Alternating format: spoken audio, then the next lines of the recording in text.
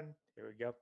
Hey, well, first and foremost, I'd like to thank you for coming on the show. I know time is money, and so I appreciate you taking the time to. Oh, I'm absolutely honored to be here. Thank you so Yeah, much. great, great. So I was gonna ask you. So you're graduating from Alabama. You said this Saturday. So Yeah. what are you graduating with? What degree? So I have my major is in psychology with a minor in food and nutrition, Okay, and I'm going to law school this fall. So awesome. So was that when you were picking those majors? Was that like with the intention to go to law school? so actually, when I first got to Alabama, I thought Nope. I think I lost you for a second. I'd be an anesthesiologist since I was. Oh, Mhm. can you hear me now? Yeah, I can hear Okay. you. Yeah, thought that I was going to be an anesthesiologist. That's what I wanted to do. I got there, realized that I hated biology. I was not good at it. And I was like, all right, I'm a very hard worker. So I was like, I could do this if I really, really wanted to, Hmm. but I don't want to hate my 4 years here. And I had a best friend at the time who she was starting her process with law school.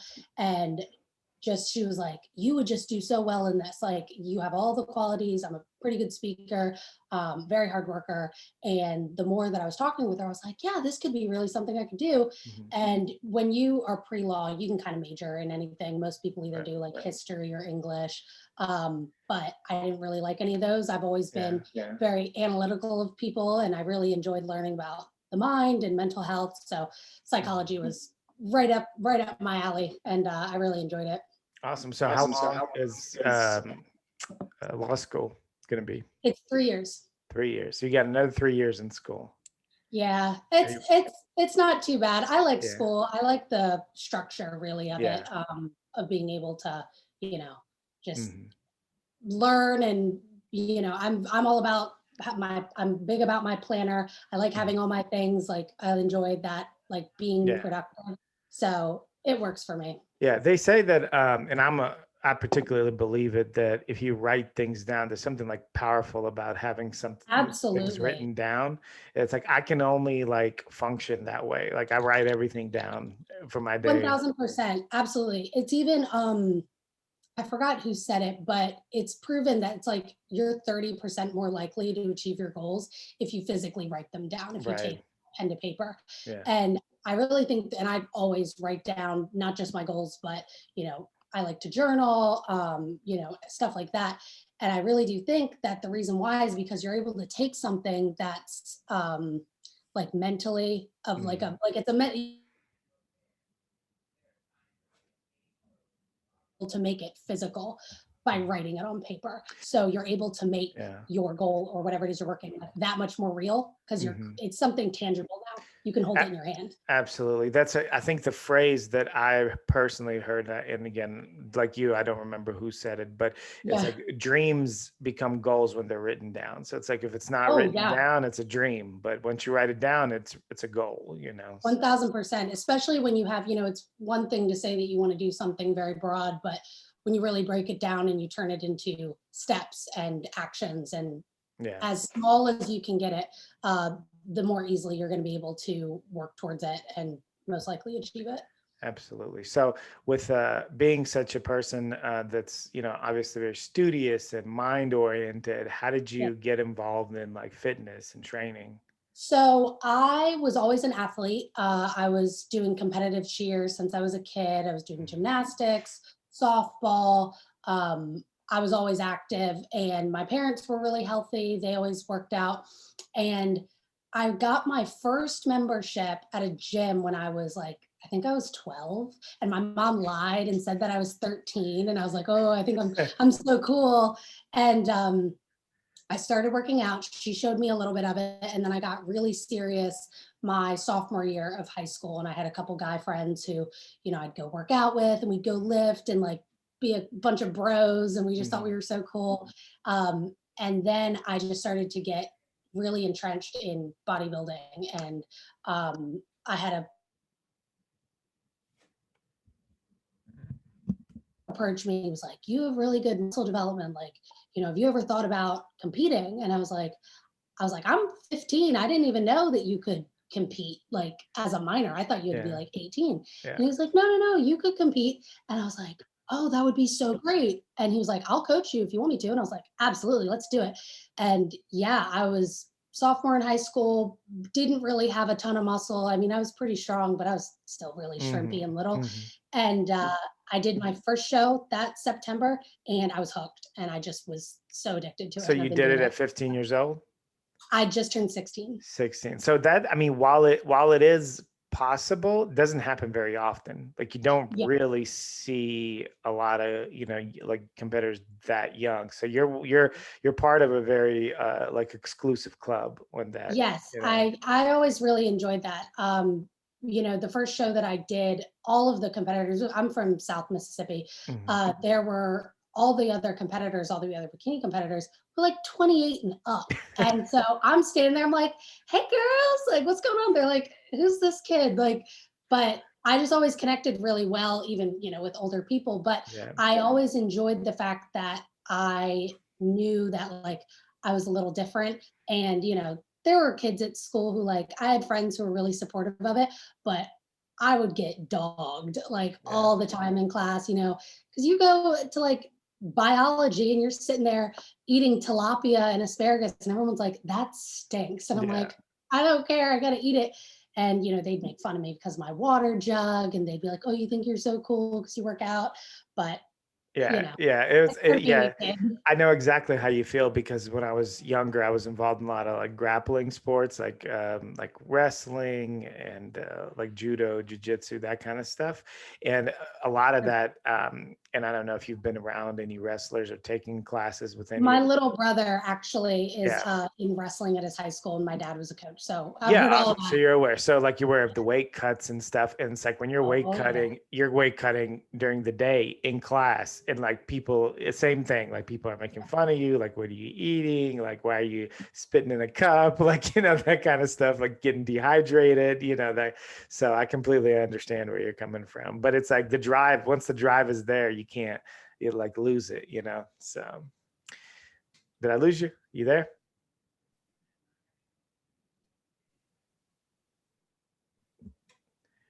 Oh, there you are. I think I might have lost you for a second. Oh, sorry, it cut out for a second. No But worries. yes, Yeah. yeah, you were in the middle of saying, yeah, everybody's making fun of you because, like, you're cutting Yeah, weight. yeah. So I was saying that like once the drive is there to do something, it's like none of that other stuff matters that much. Like, yeah, like people make fun of you, but it's like whatever. It's like as long as like in your case, it was like you're gonna step on stage, you're gonna go Yeah, for this win, nothing else kind of matters. 100%. And even like I would show people at the time, kids in class would be like, well, what does this mean? Like bodybuilding? Like, Yeah. what are you doing? Like, are you gonna go up there and lift a bunch of weights? And I was like, no, no, no, it's not like powerlifting. But I would show them pictures of my coach at the time. Her name's Brittany Taylor. She was Hmm. one of the, I think she was one of two of the only bikini pros in Mississippi. And Hmm. she was the first to go to the Olympia in Oh Mississippi. wow. So she was a really big deal. But I was showing them pictures of her from all of her shows, and she's gorgeous. And like bikini division was a little different then, in like 2016, it wasn't Mm. as big or hard as it is now. But I would show them all these pictures on show day of how she looked, and they were like, you want to look like that? Like, that's disgusting. They're like, no guys will ever date you. That's You're so like funny. gross. And I was like, I think she looks awesome. Like Right. but that's what I liked. And I also knew it wasn't just about, I wasn't, getting up on stage to look attractive or to look a certain way for other people to like me. Mhm. I was doing it because this is an elite sport. And Right. I wanted to see how far I could push myself and what I was capable of, while all the while having school, still being around my family, like, doing a lot, still being 16. Yeah. Um, but it's such a different mindset. They're like, you want to look like that because, you just want to look insane. I'm like, no, this Yeah. is a sport. This is an elite sport. It's really hard. What's funny is that they actually thought that that look was a hard look, and it's like Right. when you look at like first of all, just female bikini competitors are so much harder now, and Absolutely. and then of course there's all these other divisions that are they're extremely muscular and hard. So it's funny to think of people thinking of that look being Oh, like they, muscular. they always Yeah, but I mean, that's always what a lot of part of society's always thought. They always Mhm. think that if women even get a little muscular, that Right. you look insane. And so it's just like, Yeah, yeah, it's part yeah. of That's it. funny. So are you so where are you in your bodybuilding fitness journey? Are you like in the NPC? Are you an NPC Yeah, so competitor? I compete. I am. I just did my first national show like 2 months ago. But yeah, Mhm. I've always been in the NPC.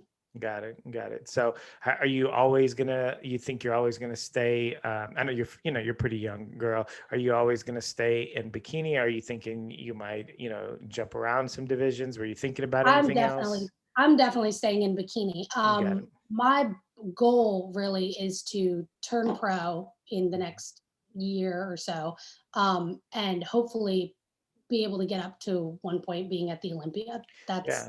That's my goal. Um, for me to be a professional in the like figure division, I would have to get huge. I am still small for bikini. I would have to put on like 30 pounds of muscle. And although I love every division. I love the figure girls, I love wellness, I Uh, love physique, all of it. It's just not sustainable for how I want to look in an off mhm. season. Bikini is really my niche. It's really my passion. Right. What do you like? What is talked about your off season. Like, what does that look like for you? So I'm actually currently in my off season. I did a show in April. I was the Clash in Orlando, and then I did Junior USA's in May. And after coming off of that show, I really knew I needed a break mentally. I was just really going through it, and I was just trying to juggle everything. I was applying still to my law schools and finishing graduating, and I was like, I need to take a second to breathe. So I've just been in an improvement season right now, and then I'm going to start prep again probably at like the end of August. Mhm. Um, but I'm about like my body likes to sit at about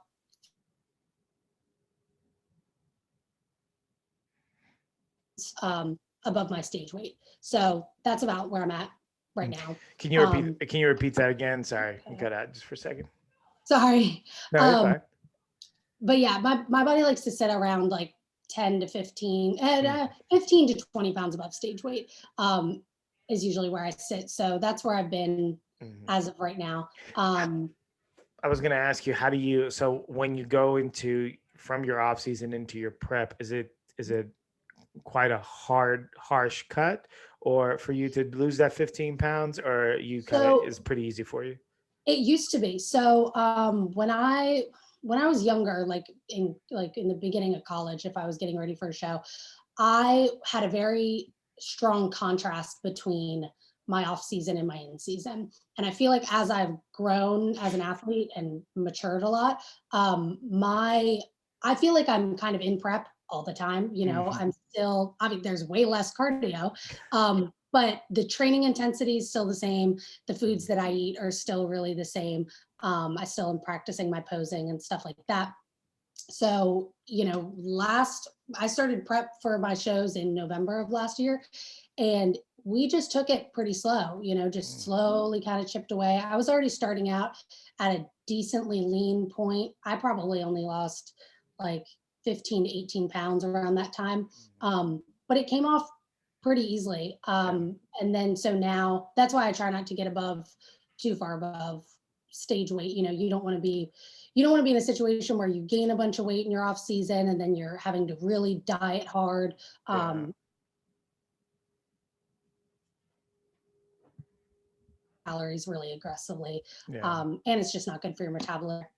It's a real problem in the fitness world, because it's, Yeah, people get so heavy post show that, like, in their off season, that yeah, it takes so much, their mental and physical faculties to get that weight off. absolutely. It is really hard, and I see that a lot with some bikini competitors. Oh, Mhm. hold on just one second. Yep.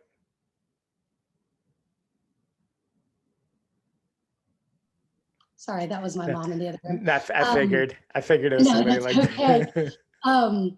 But oh god, I forgot where I was. Oh yeah, so yeah, bikini competitors, they'll, you know, It just depends on the athlete. Like, you know, there's some people where it's such a strong contrast, like I said, between your in season and your off season. And at some point, that is going to burn out. Like, you're going to be going through such a roller coaster. Your body's really going to start pushing back.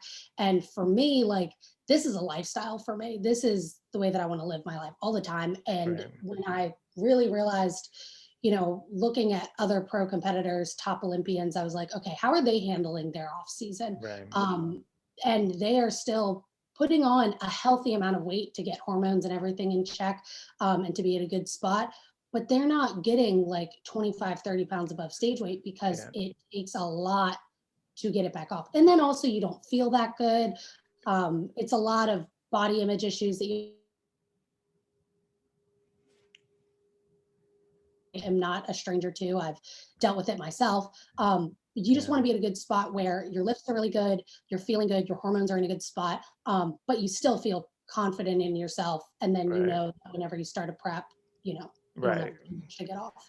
Yeah, and I think you touched on a good point as far as like body like image issues, because what happens is when you have such a drastic difference, it's like you feel terrible about yourself mentally. So 1000%. So the less of that gap that you can have, the better, because you know it's like you have some people, they're shredded on stage and then they look like they're obese, you know, in the off season. So it's like it's a terrible, you know, situation to be in mentally. It definitely is hard. You know, what I've learned in the last like year and a half of competing is I did not realize how big of a hit it was going to take on the way that I viewed myself post show, because you watch yourself get very, very lean. And coming out of that, I've been slowly reversing up, but even seeing like I don't have any abs right now at all.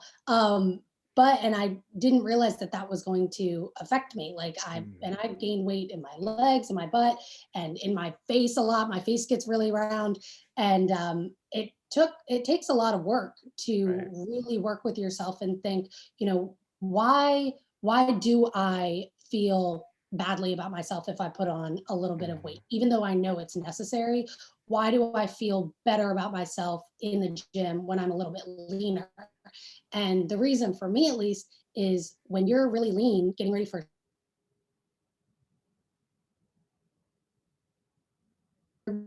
say something to you, you know, everybody's commenting on, you know, how good you look and, oh, do you compete? Like, you know, you look super muscular.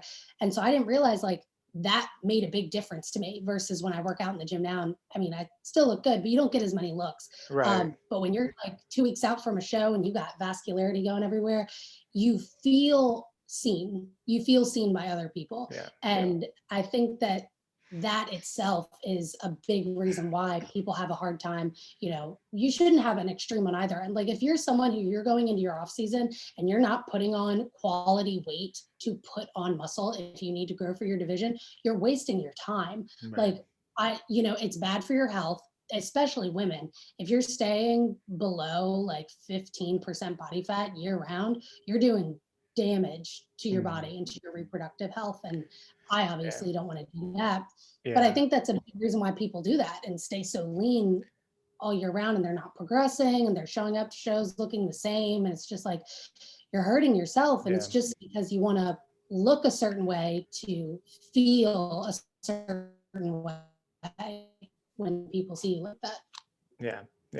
I definitely think you're being really honest with the fact that you know, people often lie, or I don't want to use the word lie, I guess it's probably not a good word, but just fool themselves into thinking that they don't need compliments or don't like compliments, but in reality is that we all like compliments. And so like, and when you go from having all these compliments and then you like the compliments die down a little bit, then, you know, you start thinking, oh, maybe I don't look as good. Well, maybe I'm not, you know, you start feeling worse about yourself. It makes you second guess yourself. Yeah, especially on social media, it makes you second guess yourself a lot. And something that I've really had to drill into my brain is that I am the same person, same hard worker, same grit, same integrity right now, being 15 pounds over stage weight as I am when I'm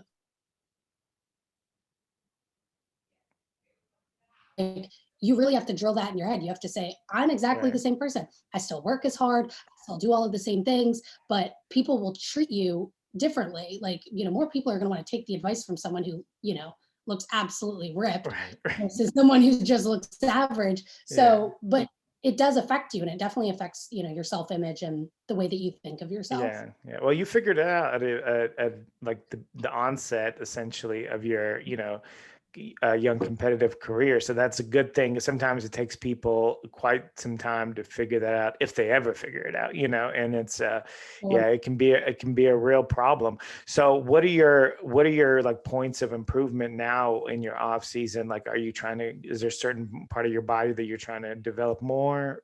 Yeah, absolutely. I'm still on the smaller end. I mean, on a national level, I still need I have overall very good structure and symmetry, but it's all the same stuff. More shoulders and more glutes. Hmm. That's been my feedback, is just to get as basically as big of glutes as you practically can, get as round as you can, and to keep building up my upper body. Yeah.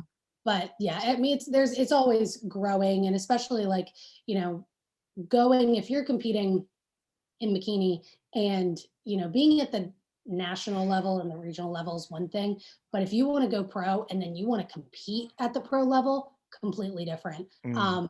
And so I know that, not only when I go pro, I don't want to just look like a pro. I want to be able to get on the pro stage and be competitive. I don't want to Right. just get up there and get like last call outs every time. Like, Yeah. those pro girls are dense and they have insane muscle maturity, and that takes time. So, it's just Yeah. basically keep growing.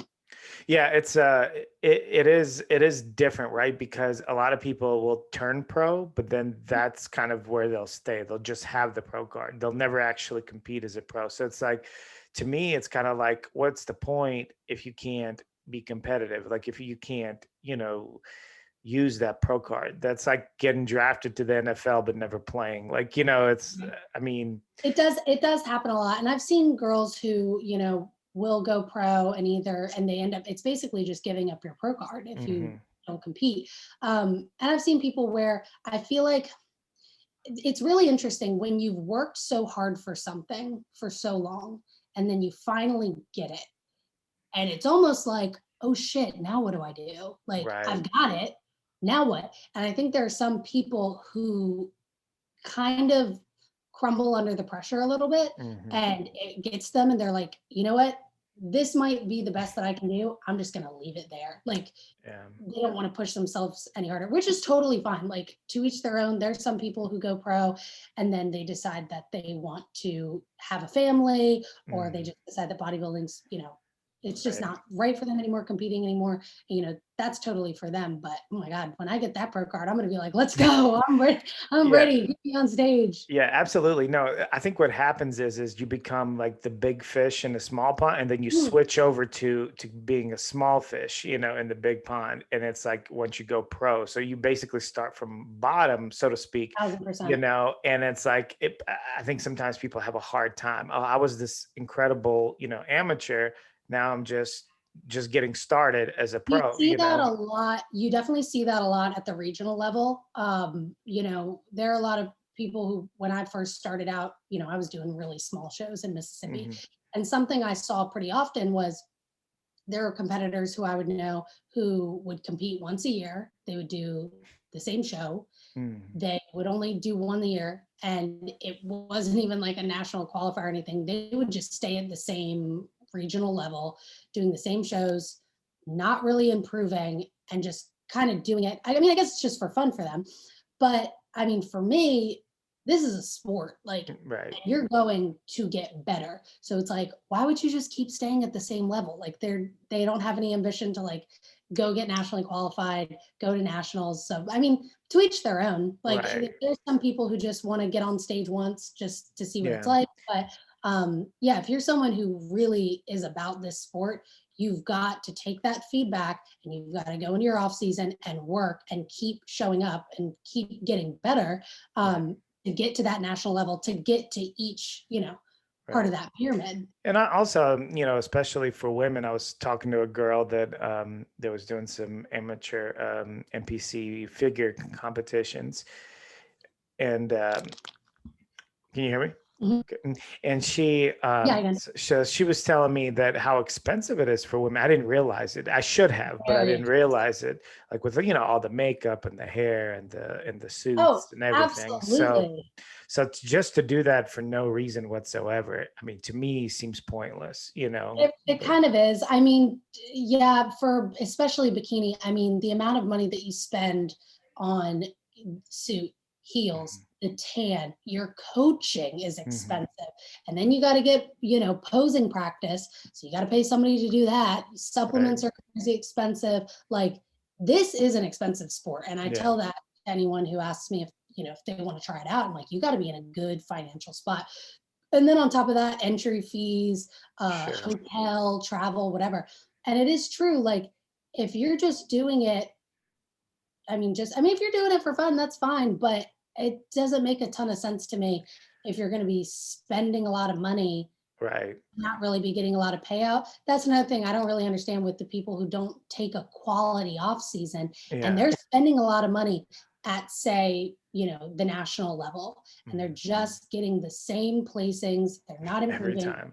They're not taking the feedback. I'm like, dude, what are you doing? Like, Yeah. and it's mostly those are the people who really never want to take a step away from the stage. Yeah. They want to keep competing and I mean, competing is addictive. It is really fun. You have a good time, but I would be exhausted. Like, if I was doing that many shows a year, staying that lean, never taking a quality off season, it's like, dude, you are burning money. Right. Absolutely. And you're not improving, like you said, Not to at your all. point, you're not improving. So I mean, you're just going there at some point. Like, don't you want to place a little better? Don't you want to do a little better? Don't you? I mean, I don't know. To me, it just seems a little strange. But I mean, like you said, to each his own. Has COVID affected your training? And I know you said you started November of last year. Yeah. Yeah, no. So the only time that COVID really affected my training was right when the pandemic hit in like March of 2020. I flew back from college to stay with my mom in Texas, and the gyms were shut down for like Right. 2 months or something like that, and I was about to go freaking insane. Like, I wasn't even getting ready for a show or anything. I was just living my life, but I was I was about to actually jump out of my skin because I was so stressed, because I was like, I can't keep doing these at home workouts. I mean, Yeah. I was doing my best. Like, we were trying to get it as creative as we could. We were putting books into like my back, do rows with them. I was trying to do presses with stuff like that. Like, you're trying to do anything that you can just to like use some weight. I took my little brother, he was 16 at the time. I'd throw him on my back and I'd be like, let's go do walking lunges with you on my back. He's like, That's okay. hilarious. So we got creative. Yeah, We got creative, but thankfully it never affected, it didn't last too long. And, being in Alabama, all the gyms were open back up. It's some states were like way faster to reopen than others. Like, we actually in Tennessee here, we never closed down, but it always went to limited occupancy, which isn't terrible, but Right. it is what it is. Go ahead. Sorry, it froze up a little bit on me. Hey, you hear me? Yeah, you hear me? Okay. Yeah, I think we're having some kind of connection issue, but we'll just have to deal with it, because every so often it kind of like it gives us a slow connection. Wi-Fi's a little shaky. I can try to turn on my hotspot. You good? Are you trying Right, to?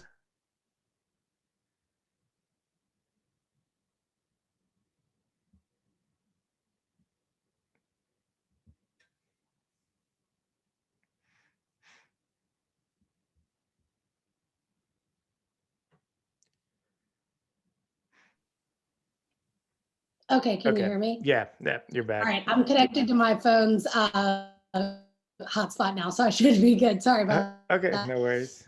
So basically what I was saying was that can you hear me okay?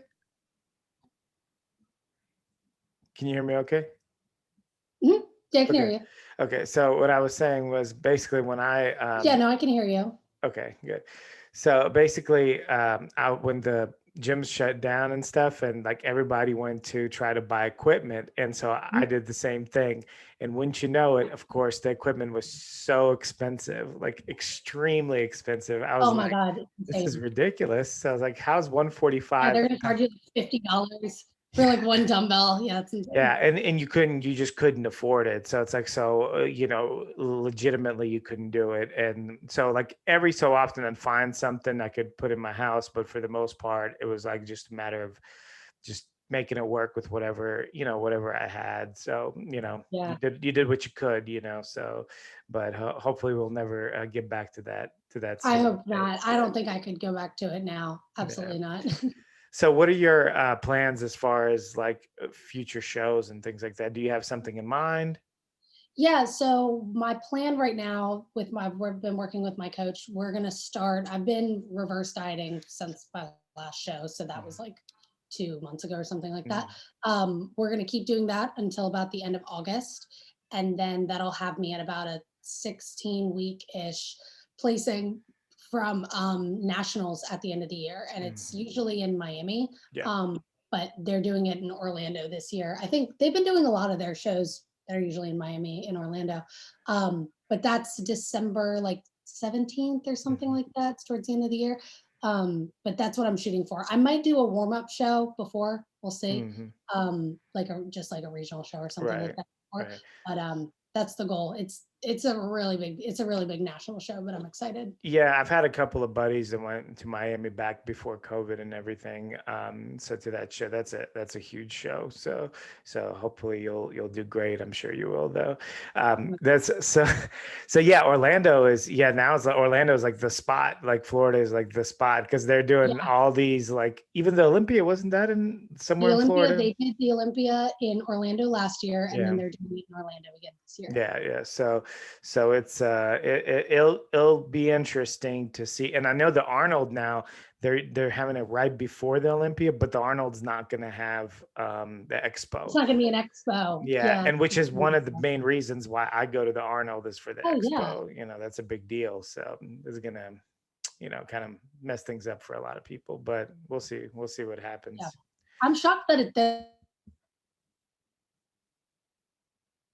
smaller like that, in Ohio right now, but they're Yeah. keeping it in Columbus.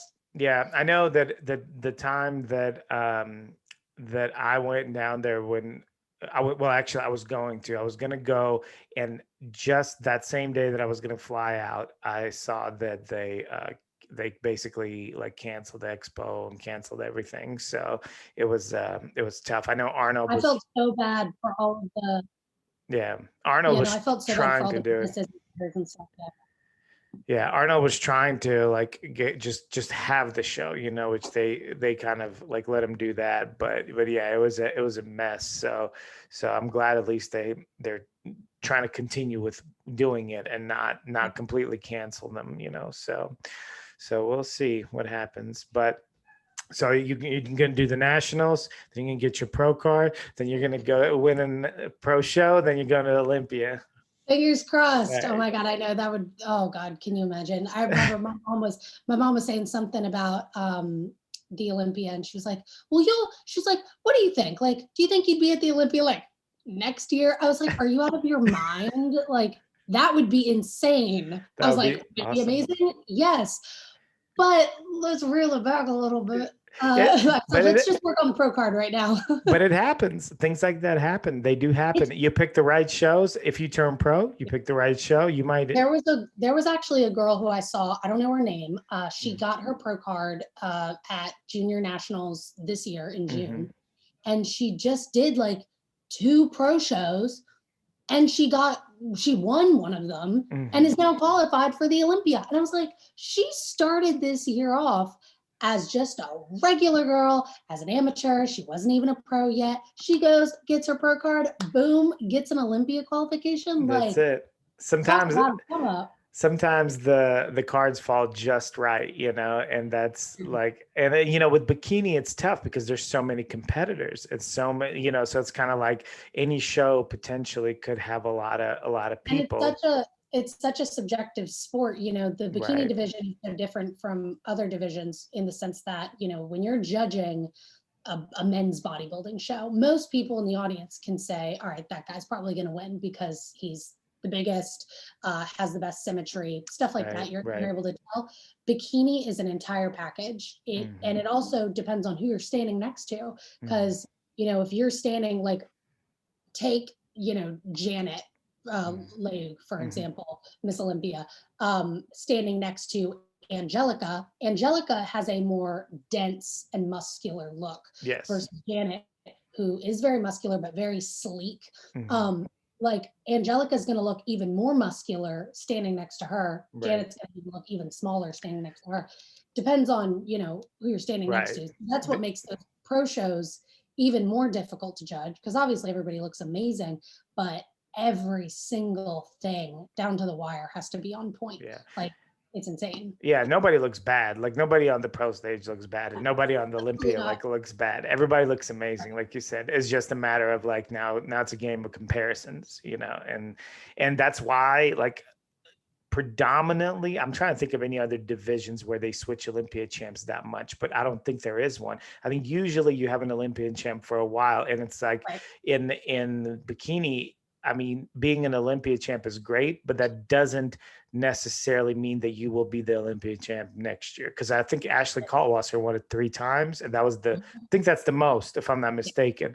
So, in 3 times in other divisions is just normal. Like that's normal, even more, is usually what we see. So yeah, it's so on one hand, if you're an Olympia champ, you can't just kind of sit there and rest. But on the other hand, if Right. you're not, you don't worry about it because you'll have an opportunity to still like win. So Absolutely. Yeah, no, it's true. When you're at the top of your game like that, especially at the pro level and then at the Olympia, it's like I can't imagine the pressure. yeah, Especially because everybody's eyes are on you. If you have, gotten yeah, up that high into the top, if you've gotten into the top three, yeah.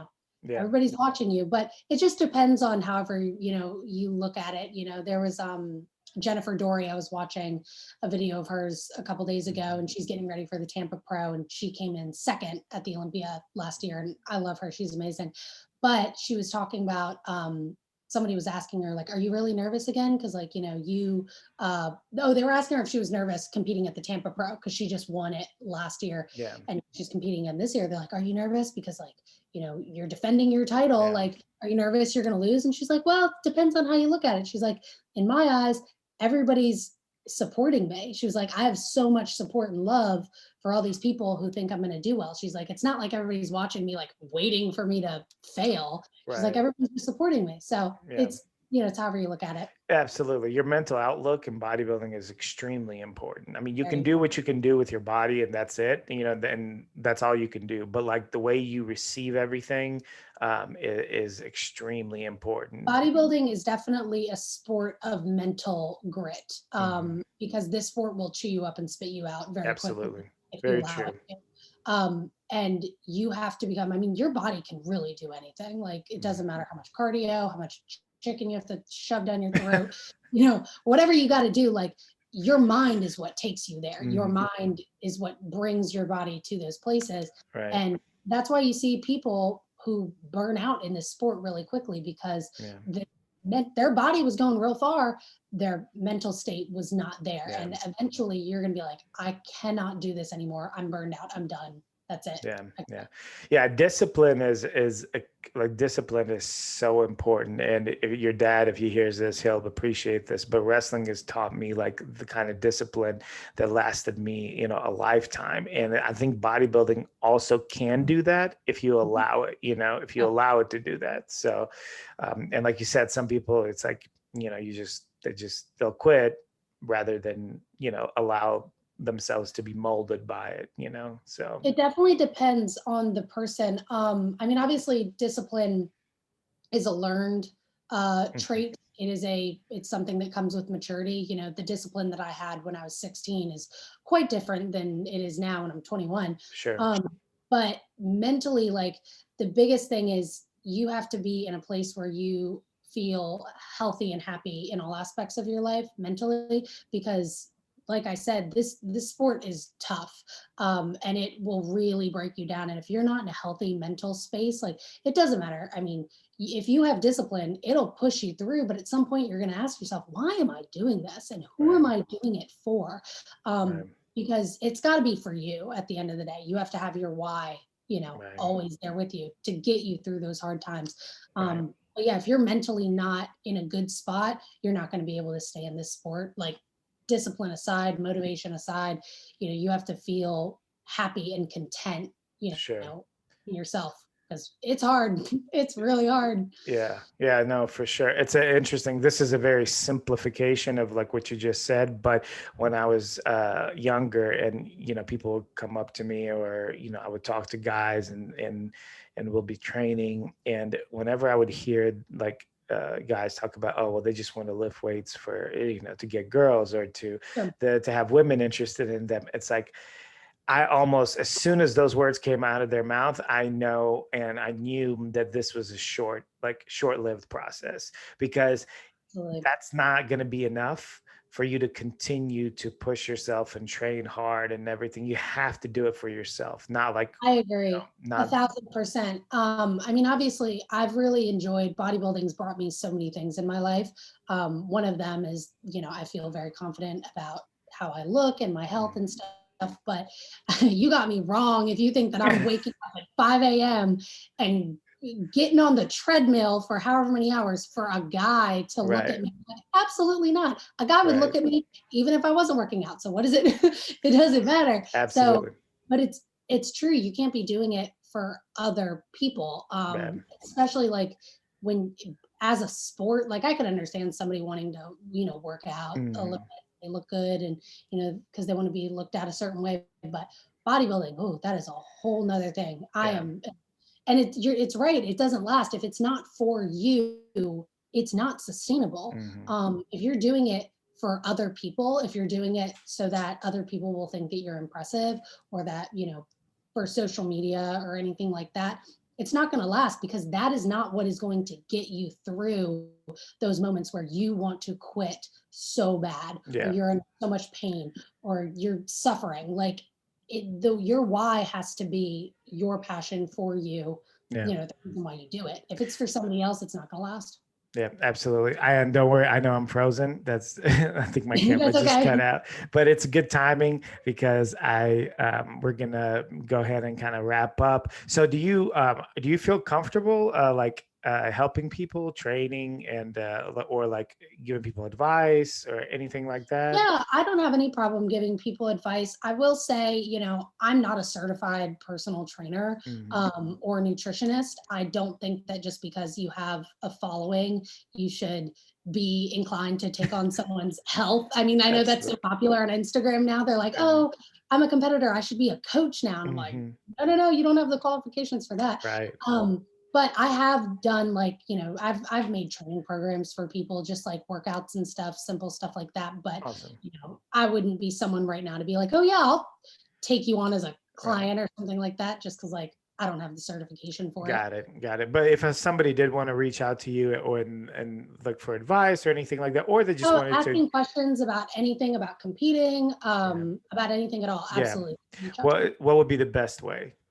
The best way would be on Instagram. My Instagram is Hailey Hester, Hailey Hester, HESTER _ You can reach Awesome. out Yeah. there. And I'll tag everything at the bottom to make it easier for everybody. Haley, thank you so much for your time and your energy. You Thank you. you seem very enthusiastic about competing in bodybuilding, which is awesome to see. So again, I appreciate you coming on. Absolutely. Thank you so much for having me. Hey, of course. You take care. Have a good day. You as well. Bye. Bye-bye.